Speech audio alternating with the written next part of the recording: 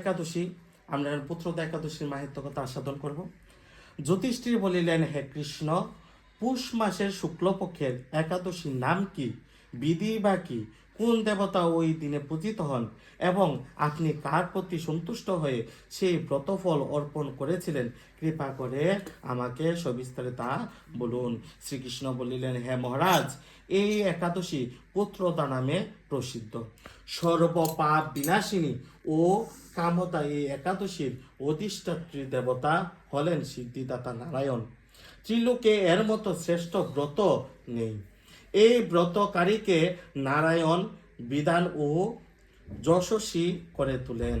এখন আমার কাছে ব্রতের মাহাত্ম্য শ্রবণ করুন। ভদ্রাবতী পুরীতে সুকেতুমান নামে এক রাজা ছিলেন। তার রানীর নাম ছিল শৈবা। রাজদম্পতি বেশ সুখেই দিন যাপন করছিলেন। বংশ রক্ষার জন্য বহুদিন ধরে ধর্মকর্মের অনুষ্ঠান করেও যখন পুত্র লাভ হলো না, তখন রাজা দুশ্চিন্তায় কাতর হয়ে পড়লেন। তাই সকল ঐশ্বর্যবান হয়েও পুত্রহীন রাজার মনে কোনো সুখ ছিল না। তিনি ভাবতেন, পুত্রহীনের জন্ম বৃথা ও গৃহশূন্য। পিতৃদেব মনুষ্য লোকের কাছে যে ঋণ শাস্ত্রে উল্লেখ আছে, তা পুত্র বিনা পরিশোধ হয় না।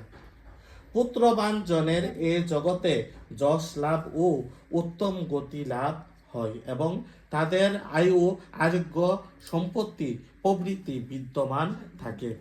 নানা দুশ্চিন্তাগ্রস্ত রাজা আত্মহত্যা করবেন বলে স্থির করলেন, কিন্তু পরে বিচার করে দেখলেন আত্মহত্যা মহাপাপ।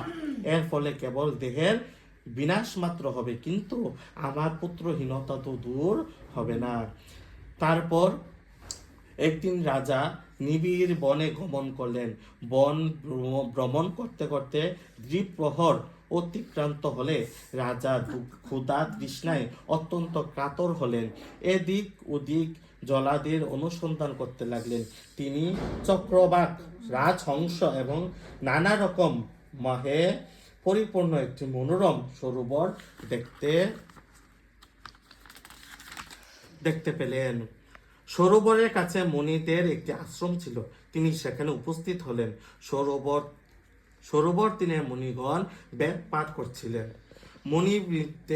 বৃন্দের শ্রীচরণে তিনি দণ্ডবত প্রণাম করলেন। মুনিগণ রাজাকে বললেন, হে মহারাজ, আমরা আপনার প্রতি প্রসন্ন হয়েছি। আপনার কি প্রার্থনা বলুন। রাজা বললেন, আপনারা কে এবং কি জন্যই বা এখানে সমবেত হয়েছেন? মুনিগণ বললেন, হে মহারাজ, আমরা বিশ্বদেব নামে প্রসিদ্ধ এই সরোবরে স্নান করতে এসেছি। আজ থেকে 5 দিন পরেই মাঘ মাস আরম্ভ হবে। আজ পুত্রদা একাদশী তিথি। পুত্রদান করে বলেই এই একাদশীর নাম পুত্রদান। তাদের কথা শুনে রাজা বললেন, হে মুনিবৃন্দ, আমি অপুত্রক, তাই পুত্র কামনায় অধীর হয়ে পড়েছি।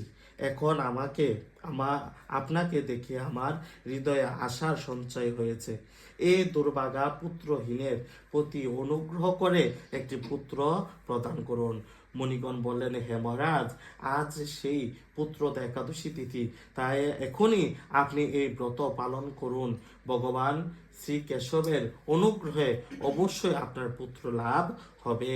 মুনিদের কথা শোনার পর যথাবিধানে রাজা কেবল ফল মূলাদি আহার করে সেই ব্রত অনুষ্ঠান করলেন।